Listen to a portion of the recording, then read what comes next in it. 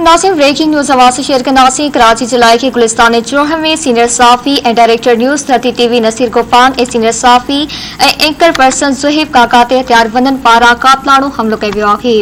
हथियारबंदन के हमले में डायरेक्टर 30 टीवी नसीर गोपांग ए सुहेब काका मोचाणे नमूने महफूज रहा। हथियारबंदन सदन गाड़ी ते हमलो कयो, धकया ए हथियार कड़ी मथन गोलियों हलाइण की कोशिश कई। नसीर गोपांग ए सुहेब काका ते थियल हमले जा CCTV फुटेजेस पे हथ कया विया आहिनि, जिन में हमलो कंदड़ वासे तोड़ नजर अची रहा आहिनि। एक जवाबदार गाड़ी ते फायरिंग करण की कोशिश कंदे भी नजर अची रहो आहे। Director news 30 TV Naseer Gopang ए senior anchor person Suhaib Kaka Sindh के वडे वजीर मादली Shah chief justice Sindh high court तोड़े IG सिंध पुलिस का मुतालबो कयो आहे त वाक़े जो नोटिस वठंदे मथन हमलो कंदड़ जवाबदारन के फौरी तौर गिरफ्तार कयो वञे।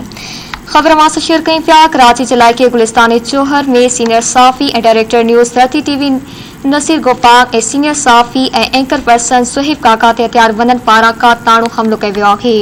हथियारबंदन के हमले में डायरेक्टर 30 टीवी नसीर गोपांग ए सुहेब काका मोचाणे नमूने महफूज रहा आहिनि। हथियारबंदन सदन गाड़ी ते हमलो कयो, धकया ए हथियार कड़ी मथन गोलियों हलाइण की कोशिश कई। नसीर गोपांग ए सुहेब काका ते थियल हमले जा CCTV फुटेजेस पे हथ कया विया आहिनि, जिन में हमलो कंदड़ वासे तोड़ नजर अची रहा आहिनि। एक जवाबदार गाड़ी ते फायरिंग करण की कोशिश कंदे भी नजर अची रहो आहे। Director news 30 TV Naseer Gopang ए senior anchor person Suhaib Kaka Sindh के वडे वजीर सैयद मादली Shah chief justice Sindh high court तोड़े IG सिंध पुलिस का मुतालबो कयो आहे त वाक़े जो नोटिस वठंदे मथन हमलो कंदड़ जवाबदारन के फौरी तौर ते गिरफ्तार कयो वञे।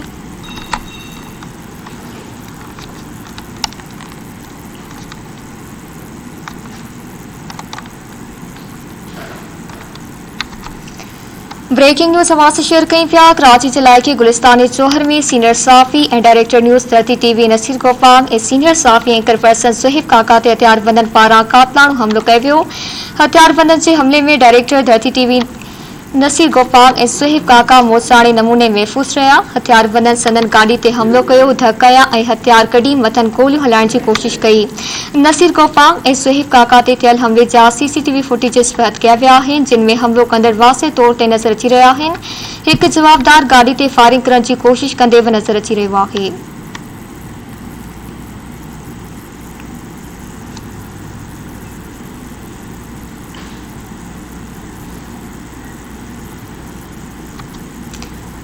Director news 30 TV Naseer Gopang ए senior anchor person Suhaib Kaka Sindh के वडे वजीर सैयद मादली Shah chief justice Sindh high court तोड़े IG सिंध पुलिस का मुतालबो कयो आहे त वाक़े जो नोटिस वठंदे मथन हमलो कंदड़ जवाबदारन के फौरी तौर ते गिरफ्तार कयो वञे।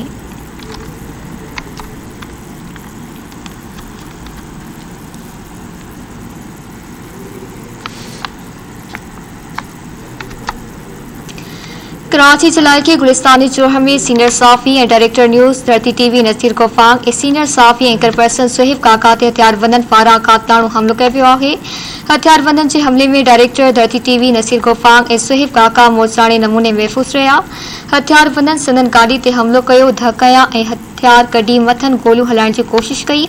नसीर गोपांग ए सुहेब काका ते थियल हमले जा CCTV फुटेजेस पे हथ कया विया आहिनि, जिन में हमलो कंदड़ वासे तौर ते नजर अची रहा आहिनि। एक जवाबदार गाड़ी ते फायरिंग करण की कोशिश कंदे भी नजर अची रहो आहे।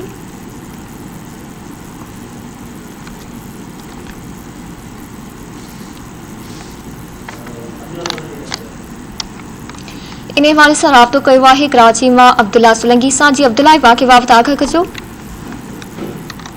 कराची के इलाके गुलिस्तान चौहर में सीनियर सहाफ़ी and director news 30 TV news Naseer Gopang ऐं सीनियर सहाफ़ी एंकर पर्सन सुहेब काका ते जेको हथियारबंदन हमलो कयो आहे, हथियारबंदन सदन गाड़ी ते हमलो कयो, धकया ऐं हथियार कढी मथन गोलियूं हणाइण जी कोशिश कई आहे। मौतमार धमकियूं पिण ॾिनियूं आहिनि, जिन त इलाइक़े वासियुनि विच में खेनि बचाए वरितो आहे। पर मां वाज़े कंदो आहियां त नसीर गोपांग ऐं सुहेब काका ते थियल हमले जा जेके CCTV फुटेज आहिनि उहे बि हथ कया विया आहिनि, जिन में हमलो कंदड़ वाज़े तौर ते नज़र अची रहियो आहे। जॾहिं त एक जवाबदार गाड़ी ते फायरिंग करण की कोशिश कंदे भी नजर अची रहियो आहे, जंहिंखे शहर वासी यानी कि उन जेके रिहायशी आहे उन्हनि खे जॾे रहिया आहिनि। Director news 30 TV news Naseer Gopang ऐं senior anchor person Suhaib Kaka Sindh जे वॾे वज़ीर Syed Murad Ali Shah chief justice Sindh high court तोड़े एडिशनल IG कराची ऐं IG सिंध खां जेको आहे मुतालबो कयो आहे त वाक़े जो नोटिस वठंदे मथन जेको हमलो कंदा जवाबदार आहिनि हुनखे फौरी तौर ते गिरफ़्तार कयो वञे। ॿिए पासे न वरता मुंहिंजी एसएसपी ईस्ट अब्दुल शिराज सां ॻाल्हि थी आहे, जिन जो चवणु आहे त फौरी तौर ते गिरफ़्तारी लाइ जेको आहे एसएचओ खे हुकुम ॾेई छॾियो आहे। जी ॿुधाइजो नसीर साहब ऐं ज़ुहैब काका हिन वक़्तु कीअं आहिनि, महफ़ूज़ आहिनि? ॾिसो हिन वक़्तु जीअं उते जेकॾहिं शहरी विच में न अचनि त शायदि वॾो हादसो थी सघे हा। ऐं हीअ अफ़सोसनाक हादसो जेको साफ़ हिन मथां हमलो कनि उहे बचियल शहरी हुआ जेके हमलो कनि पिया जवाबदारनि खे उन्हनि रहवासियुनि उते इलाही वासियुनि रोकियो आहे, जंहिंखां पोइ एतिरो जेको आहे जानी नुक़सान या उनखे ज़ख़्मी न थियण जा इतला मिली रहिया आहिनि। जॾहिं त हिन वक़्तु जेको आहे director news Dharti TV Naseer Gopang ऐं ज़ुहैब काका महफ़ूज़ जॻह ते मुंतक़िल कया विया आहिनि। ॿिए पासे वधीक कार्रवाई लाइ जेको आहे पुलिस खे जेको आहे जी त अब्दुल्ला तव्हांजी नसीर साहब ऐं ज़ुहैब काका सां का ॻाल्हि ॿोल थी आहे?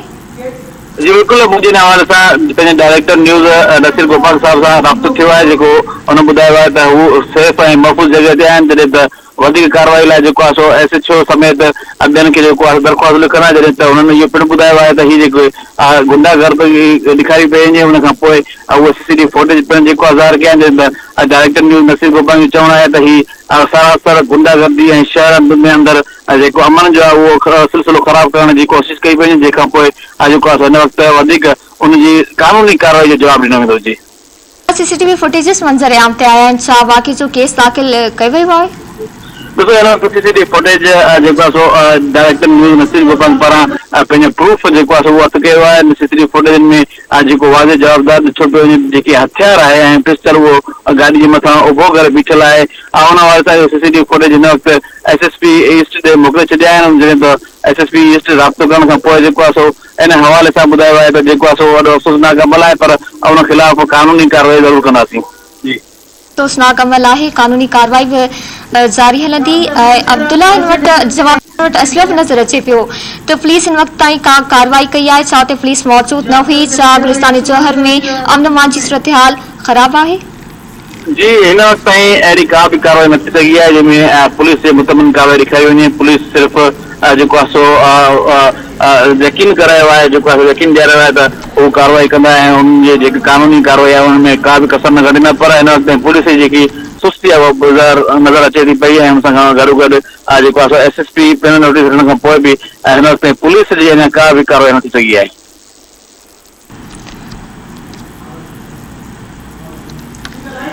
ठीक है अब्दुल्ला मास्टर लाइन ते मौजूद रहो जी नास नवा के आगे कई व्या कराची जिला के गुलिस्तान जौहर में सीनियर साफ़ी ए director news Dharti TV Naseer Gopal ए सीनियर साफ़ी एंकर पर्सन ज़ुहैब काका ते हथियारबंदन पारा कातलाणो हमलो कयो वियो आहे।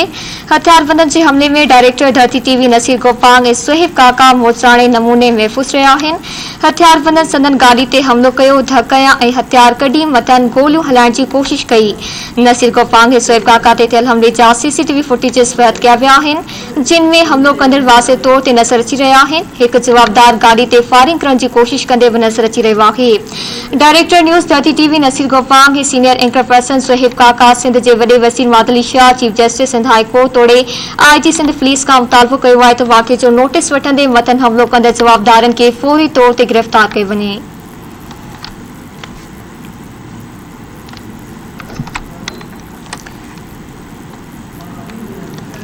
कराची जिला के गुलिस्तानी जौहर में सीनियर साफ़ी director news Dharti TV Naseer Gopal ए सीनियर साफ़ी एंकर पर्सन ज़ुहैब काका ते हथियारबंदन पारा कातलाणो हमलो कयो वियो आहे। हथियारबंदन जे हमले में डायरेक्टर धरती टीवी न्यूज़ नसीर गोपाल ए ज़ुहैब काका मोचाणे नमूने महफूज़ रहिया आहिनि।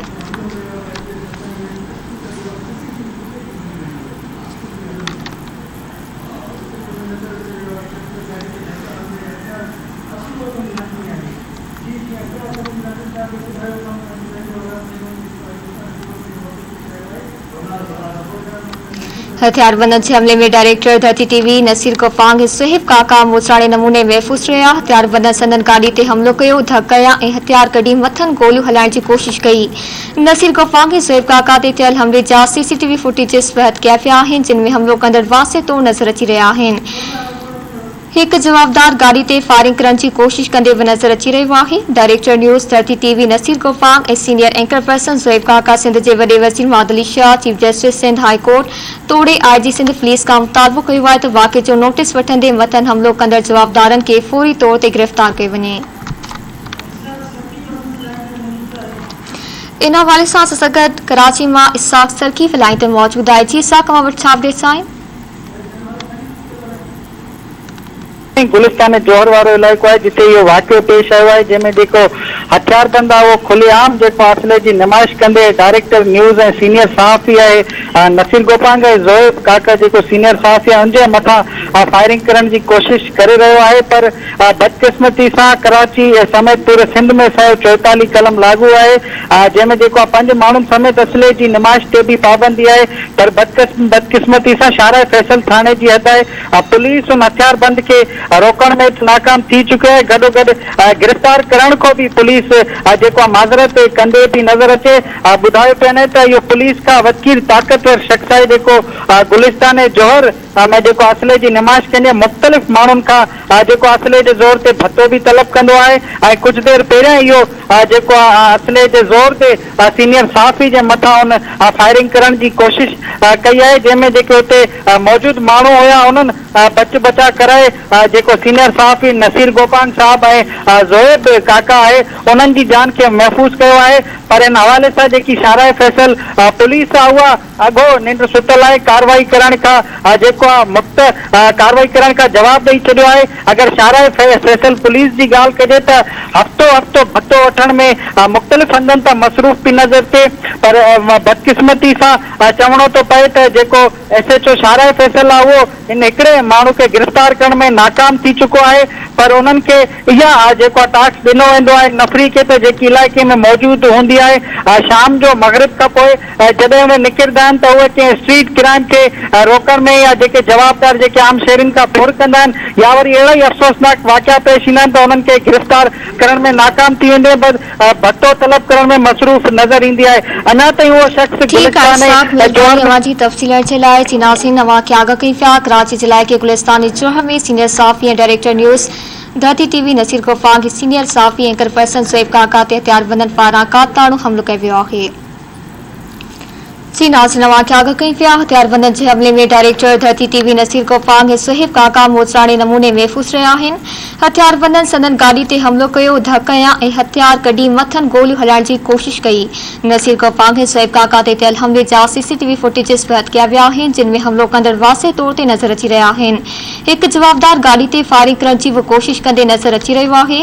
Director news Dharti TV Nasir Gopang ऐं सीनियर एंकर पर्सन ज़ोएब काका सिंध जे वॾे वज़ीर मातली Shah, chief justice Sindh high court तोड़े IG सिंध पुलिस खां मुतालबो कयो आहे त वाक़े जो नोटिस वठंदे मथनि हमलो कंदड़ जवाबदारनि खे फौरी तौर ते गिरफ़्तार कयो वञे।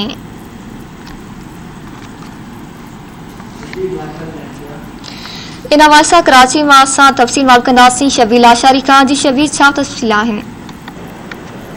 जी बिल्कुल, कराची जे इलाइक़े गुलिस्तान जोहर में सीनियर सहाफ़ी ऐं director news Dharti TV Nasir Gopang ऐं सीनियर सहाफ़ी एंकर पर्सन ज़ोएब काका ते हथियारबंदनि पारां कातिलाणो हमलो कयो वियो आहे।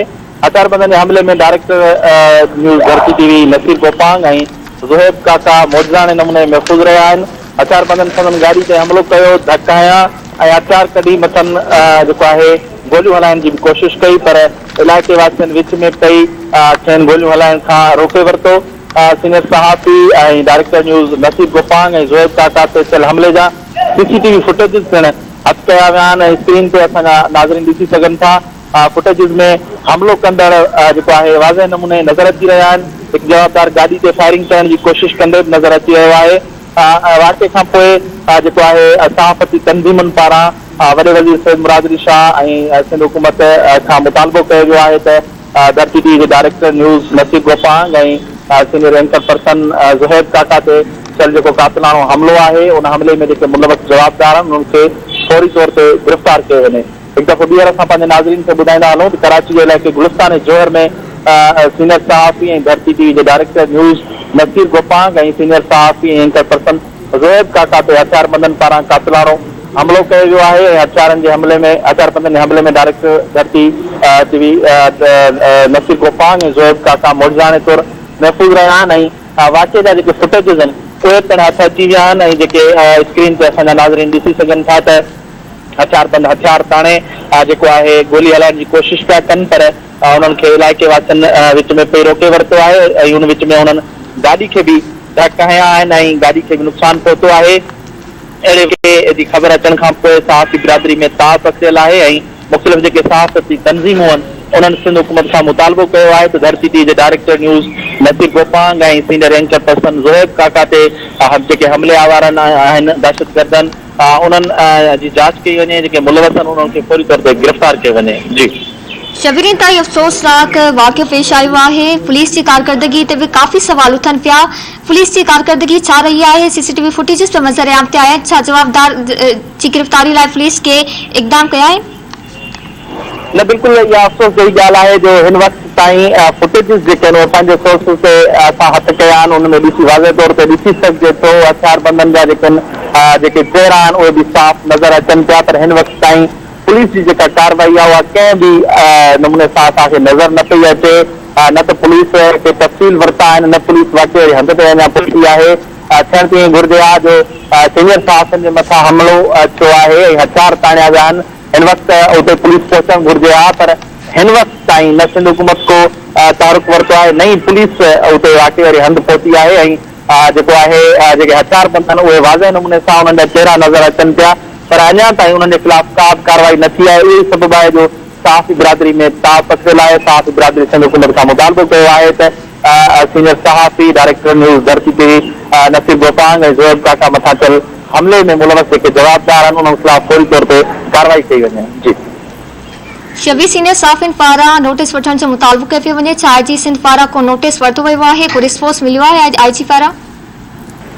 ही वाक़ियो अञा हाणे थियो आहे, पर हिन वक़्त ताईं कंहिं बि पुलिस जे आला अमलदार या सिंध हुकूमत जे कंहिं जेको आहे नुमाइंदे अञा ताईं को सिधी रीति राब्तो न कयो आहे, पर सहाफ़ी बिरादरी जेके मुख़्तलिफ़ सहाफ़ती तंज़ीमूं आहिनि जंहिंमें सिंध जर्नलिस्ट काउंसिल आहे ऐं ॿी जेके तंज़ीमूं आहिनि उन्हनि फौरी तौर ते वाक़े में मुलवस जेके जवाबदार आहिनि उन ख़िलाफ़ कार्रवाई जो मुतालबो कयो आहे ऐं Dharti TV director news Naseer Gopal ऐं सीनियर सहाफ़ी ऐं एंकर पर्सन ज़ोहेब काका पिणु इनफ़रादी तौर ते इहो वॾे वज़ीर सैयद मुराद अली शाह खां मुतालबो कयो आहे त खेनि न रुॻो तहफ़्फ़ुज़ फ़राहम कयो वञे, पर हमले में जेके मुलवस जवाबदार आहिनि उन्हनि जी सुञाणप करे ऐं उन्हनि ख़िलाफ़ फौरी तौर ते केस दाख़िल करे उन्हनि खे गिरफ़्तार कयो वञे। जी ठीक आहे, महिरबानी शबीर। तफ़सील जे लाइ जी नाज़रीन खे आगाह कई पिया। कराची जे इलाइक़े गुलिस्तान चोह में सीनियर सहाफ़ी ऐं director news Dharti TV Naseer Gopang ऐं सीनियर सहाफ़ी एंकर पर्सन ज़ोहेब काका ते हथियारबंदनि पारां काताणो हमलो कयो वियो।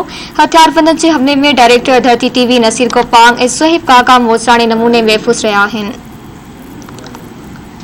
हथियारबंदनि संदन गाड़ी ते हमलो कयो, धकया ऐं हथियार कढी मथनि गोलियूं हलाइण जी कोशिश कई। नसीर गोपांग ऐं ज़ोहेब काका ते थियल हमले जा सीसीटीवी फुटेजिस बि कया विया आहिनि, जिन में हमलो कंदड़ वाज़े तौर ते नज़र अची रहिया आहिनि। हिकु जवाबदार गाड़ी ते फायरिंग करण जी कोशिश कंदे बि नज़र अची रहियो आहे। Director news Dharti TV Naseer Gopang ऐं सीनियर एंकर पर्सन ज़ोहेब काका सिंध जे वॾे वज़ीर Murad Ali Shah, chief justice Sindh high court तोड़े आईजी सिंध पुलिस खां मुतालबो कयो आहे त वाक़े जो नोटिस वठंदे मथनि हमलो कंदड़ जवाबदारनि खे फौरी तौर गिरफ़्तार कयो वञे।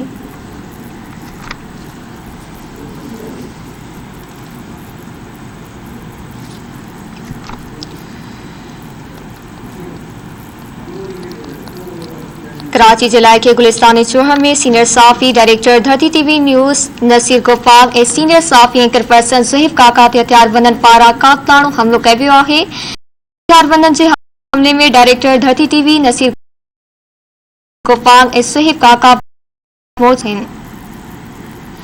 हथियारबंदनि गाड़ी ते हमलो कयो, धकया ऐं हथियार कढी मथनि गोलियूं हलाइण जी कोशिश। ज़ोहेब काका ते थियल हमले जा सीसीटीवी फुटेजिस बि हथ कया विया आहिनि, जिन में हमलो कंदड़ वाज़े तौर ते नज़र अची रहिया आहिनि। हिकु जवाबदार गाड़ी ते फायरिंग करण जी कोशिश कंदे बि नज़र अची रहियो आहे। Director news Dharti TV Naseer Gopang ऐं सीनियर एंकर पर्सन ज़ोहेब काका सिंध जे वॾे वज़ीर Murad Ali Shah, chief justice Sindh high court तोड़े आईजी सिंध पुलिस खां मुतालबो कयो आहे त वाक़े जो नोटिस वठंदे मथनि हमलो कंदड़ जवाबदारनि खे फौरी तौर ते गिरफ़्तार कयो वञे।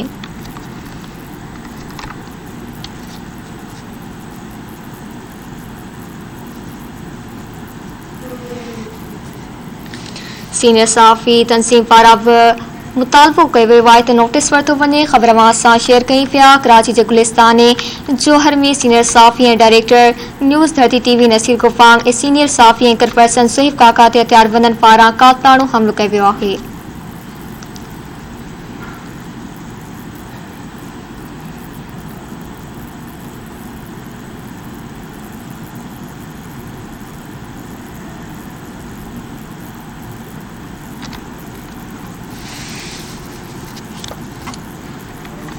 हथियारबंदनि जे हमले में डायरेक्टर धरती टीवी नसीर कोपांग ऐं सुहेब काका मोचाड़े नमूने महफ़ूज़ रहिया। हथियारबंदनि संदन गाड़ी ते हमलो कयो, धकयां ऐं हथियार मथनि गोलियूं हलाइण जी कोशिश कई।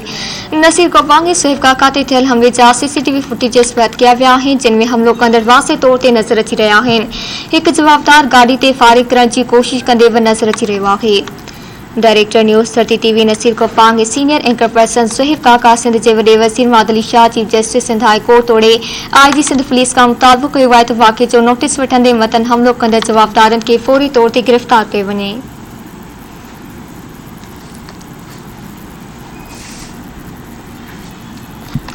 खबर वहां से शेयर कई पिया। कराची जिले के गुलिस्तानी चौहर में सीनियर साफ़ी director news Dharti TV Naseer कोपांग ऐं सीनियर साफ़ी एंकर पर्सन सुहेब काका ते हथियारबंदनि पारां कातलाणो हमलो कयो वियो आहे।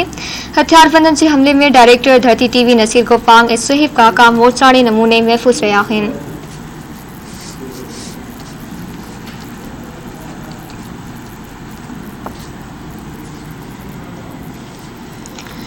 हथियारबंदनि संदन गाड़ी ते हमलो कयो, धकयां ऐं हथियार कढी मथनि गोलियूं हलाइण जी कोशिश कई। नसीर कोपांग ऐं सुहेब काका ते थियल हमले जा CCTV फुटेजेस बहद कया विया आहिनि, जिन में हमलो कंदड़ वाज़े तौर ते नज़र अची रहिया आहिनि। हिकु जवाबदार गाड़ी ते फायरिंग करण जी कोशिश कंदे बि नज़र अची रहियो आहे।